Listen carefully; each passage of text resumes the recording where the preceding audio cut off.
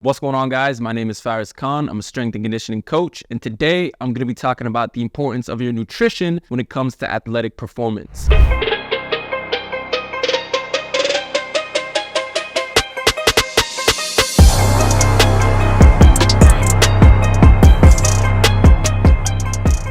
Now, nutrition is going to play such a crucial role, not only in how well you're able to perform, but how well you're going to be able to recover. As an athlete, you will be training with a lot of high volume and high intensity, and this is going to tax your body. That being said, you must supply your body with the nutrients that it needs in order to recover, perform, and function properly. If you're not supplying your body with all the nutrients that it needs, then you're not going to be performing well, you're not going to be recovering well, and you're going to be putting yourself at a health risk. Furthermore, you need to be sleeping at least 8 hours each and every night. When you sleep, that's when the body actually uses the food nutrients that you consume in order to rebuild and replenish your body. If you're not sleeping, you're not going to be seeing the results that you want. And I say this to every single one of you who have aspirations of making it to the highest level in your sport. If you truly want to make it to that professional and highest level that you can get to, then you must have your nutrition, sleep, and training on point. Look at all the pros and the best in their league. They are not there by any mistake. They're making sure that everything is in place. And so you have to really ask yourself, am I doing what I need to be doing in the gym, on the field, on the court, with my sleep, with my nutrition? If any of those are lacking, then you will not make it. Make sure that you're sleeping well, make sure that you're eating well, and make sure that your training is on point. Otherwise, you're not going to get to where you want to be. Now, as an athlete, you need to look at food as fuel. Every single thing that you put into your body is either going to help you or it's going to hurt you. Now, this is so important for you to distinguish what exactly am I eating. You need to be conscious and aware of looking at what food you're putting into your system, and that way you're going to be able to acknowledge if this is something that's going to help you either replenish, rebuild, it's going to help with your energy stores, or it's just going to make you feel good and then it's going to sit in your stomach and not do anything beneficial for you. So I want to start by talking about the three main macronutrients: protein, carbohydrates, and fats. These are all essential and they're very important for you to differentiate between them. They each have their specific functions, uses, and benefits. Now let's start with protein. Everybody knows that protein is important, but what is it actually doing in our body? Protein is a complex substance and contains amino acids that act as the building block for the structural and functional components of every cell and muscle in the body. It is used for the growth and development of our muscles and the repairing of our cells and tissues. Everyone is going to need a specific amount of protein depending on what they do. Strength and power athletes are going to need more protein than endurance athletes. Athletes looking to lose fat are going to need more protein, as that's going to help retain lean muscle mass, versus athletes who may be looking to gain muscle mass. Here's a little chart right here that's going to show some ranges of how much protein you should be consuming in your diet. Top protein sources are going to come from chicken, fish, beef, eggs, whey protein, and to be honest, almost everything has protein in it these days. You can find protein cookies, protein cereal, protein bread, protein chips. It's becoming so popular because people now realize the importance of having high protein in the diet and how it's going to help your growth, development, and recovery. So if you're still struggling to get adequate protein in your diet, you might not be looking hard enough, because there's so many good quality sources nowadays that you really don't have an excuse. And studies do show that protein synthesis is higher after exercise, meaning it's better to consume protein sooner than later after you finish a workout. That way you get the most benefit. The second main macronutrient that I want to cover are carbohydrates. Carbohydrates are the body's main fuel source. Glycogen, which is the storage form of carbohydrates, are stored in the muscle and the liver, and they're used to supply the body with energy. That being said, it is so important that you consume adequate amounts of carbohydrates before a workout or competition. Additionally, carbohydrate stores can be completely depleted after strenuous workout or a competition, so it's also necessary to consume it after a workout or competition in order to replenish your glycogen stores. Now, the type of carbs that you can consume are typically going to fall under two main categories. You've got the starchy carb category, and then you've got the fibrous veggie category. The best sources of starchy carbs are going to be oats, rice, bread, potatoes, pasta. These can also be considered complex carbs. These are going to be stored in the body. It's going to really fill you up, and the body's going to be using it as fuel when it comes to your exercise and competition. Fibrous veggies are going to be things like collard greens, broccoli, kale, spinach, peppers. These have essential nutrients that the body needs. As an athlete, you're going to need a mixture of both. Now, if you're somebody who's looking to gain some weight, then you're going to probably want to consume a little bit more of the starchy carbs versus the fibers. And if you're somebody who wants to lose some weight, you're going to need more fibrous veggies versus the starchy carbs. But you need both, so do not forget to include both in your diet. It's going to help you out and going to help you become a better athlete. The amount of carbohydrates that you're going to need is going to be relative based off of your body weight, activity level, and just your specific needs as an athlete when it comes to your training and competition. Like I said, carbs are the main fuel source that the body uses, so you want to make sure that you're properly fueled up and ready to go. And the last macronutrient that I want to cover are fats. Fats also play an extremely important role when it comes to athletic performance. The energy consumed from fats are stored in the body's connective tissue and in smaller amounts in the skeletal muscle. So when the body's carbohydrate stores are depleted, the fats step in and is then used as an additional fuel source. This is especially important for activities that are very, very long or aerobic activities like running for longer distances. Healthy dietary fat is also necessary for insulating and protecting organs, regulating hormones, reducing body inflammation, and for carrying and storing strong essential vitamins to keep the body functioning properly. The recommended dietary fat intake for athletes is between 20 and 30% of your total caloric intake. But of course, more or less depending on if you need to lose weight, lose fat, gain muscle, and so on. And when I talk about fat, by the way, I'm not talking about some greasy pizza or some cheesy fries. No, I'm talking about healthy fat. Some of the top healthy fat sources are going to come from avocados, fatty fish, nuts and nut butters, olives and olive oils, coconuts. These are just to name a few, but you definitely need it in your diet. So don't think that all fat is bad. All right, hope you don't think that. You need this to remain strong and to remain healthy. So now that we have a good understanding of the three main macronutrients, how exactly should we be eating throughout the day? Well, there's a technique that I've personally been using for years now, and it's just a way how I make my plate to ensure that I'm getting adequate protein, carbs, and a good amount of some healthy fats. This technique is called the clock method, and it's super simple. All you have to remember are two positions on a clock, 9 o'clock and 9:20. And this does not have anything to do with the timing of when you can eat, but more so of a visualization of how your plate should look. So if you picture the two times on a clock, 9 o'clock and 9:20, hopefully you guys know how to read clocks nowadays, but you just draw lines through those hand positions on a clock, and this is going to divide your plate into three positions. The biggest portion is going to be your starchy carbs. This for me is perfect because I want to gain some weight and I need a lot of that fuel so I can actually use it in my exercise. If you need to lose weight, then this might be your fibrous veggie portion. Then that smaller portion needs to be either your starchy carb or your fibrous veggie portion, depending on if you need to lose or gain weight. And then that finishing portion that's going to be larger than the smallest but just smaller than the largest is going to be your protein portion. Now you might be looking at this and think, well, where the heck do fats come in? I don't really see the fat right here. Well, when it does come to fat, depending on how you cook and what sources of protein or carbs or even fibrous veggies you're taking, you might even get some fat sources from that. For example, I like to put olive oil on my fibrous veggies. I'm getting my fat stores from that. But if you have other things like avocados or olives or something that you want to throw in there, then I like to picture it about 15 minutes of a clock. So it's going to be a smaller portion, but as long as it's a quality source of dietary fat, then that should be enough given that you are eating well throughout the day. So just being able to create a plate like this is going to help you control your portion sizes and give you a general understanding of if you're getting adequate nutrients or not. Now, you absolutely can also count your calories and then make your plate like this too. But I understand counting calories isn't the easiest for a lot of us. It is extremely important to do so. And like I mentioned in the beginning, if you want to be a professional and make it to the highest level, then I highly recommend that you do count your calories just to make sure that you're getting all the nutrients that you need. I cannot tell you how many times somebody has come to me after training extremely hard and they're like, yo, I'm not losing weight, or I'm not not gaining weight, my strength is not going anywhere. And then we take a look at their diet and they're eating way under what they need to for almost every nutrient. Your body is not going to respond well to that, all right? You gotta give your body the nutrients that it needs in order to function properly, okay? So if you've never counted calories before, then I highly recommend you do so. There's so many apps that you can get on your phone nowadays that just allows you to do it very easily, but that is definitely gonna be the game changer to it. Another topic that I wanna touch on is hydration. Hydration is extremely important as it has a direct impact on our performance. The body cannot adapt to dehydration, so you need to make sure that you are well hydrated before and during training or a competition. Fluid loss is dependent on many factors such as exercise intensity, exercise duration, your environment,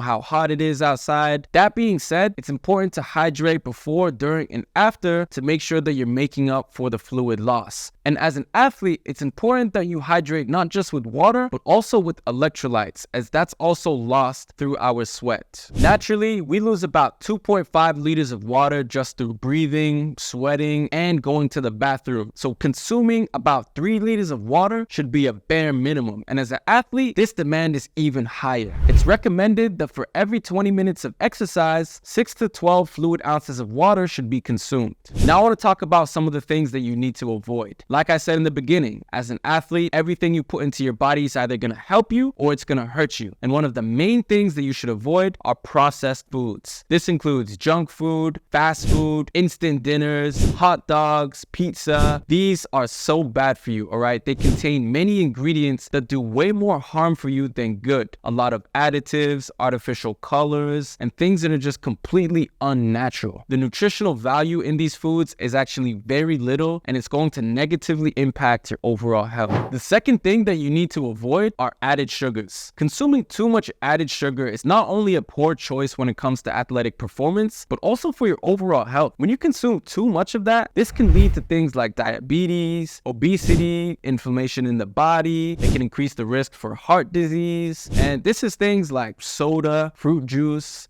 some baked goods, cookies, sugary cereals. All this stuff is not gonna help you. If you have it in moderation, all right, but excessively is just gonna do you so bad. And again, if you want to make it to the top, you got to get rid of it. The third thing that you need to cut out completely is alcohol. Studies have shown that overconsumption of alcohol can negatively impact your cells for up to 72 hours. This is horrible for your performance because it can lower your reaction time, your speed. It's going to affect your decision making. It also increases your risk of muscle tears and strains. It can also increase your risk of heat stroke due to dehydration, and it can lead to things like unnecessary weight gain. There's so many negatives when it comes to alcohol. You just shouldn't even have it in your diet in the first place, if I'm being honest. So if you really want to make it, cut that out. And the fourth thing that you need to avoid is trans fat. Now, trans fat can naturally be found in animal products. Eat it in moderation, that's perfectly fine. But the artificial trans fat is completely unnatural and it is horrific for your body. They lower your good cholesterol and raise your bad cholesterol. And this can be a big contributing factor to raising your risk for cardiovascular disease and diabetes. Trans fat is found in things like junk food, microwave popcorn, coffee creamers, all the unnatural stuff, all right? So try to limit all of that unnatural foods. Stick to those good, wholesome food sources. And remember, every single thing that you eat is going to have an impact on your body, which is going to have an impact on your performance, your recovery, and so on. Now, here are just a couple tips that can help you as an athlete to building a better diet for yourself. Have about 3 to 6 meals a day with the base consisting of a quality protein source, and then fill in the rest of your plate with fibrous veggies and starchy carbs. Plan out what you're going to eat throughout the entire day. Don't skip breakfast. Don't train or perform on an empty stomach. Make sure to spread your protein intake throughout the entire day instead of just having all of it all at once.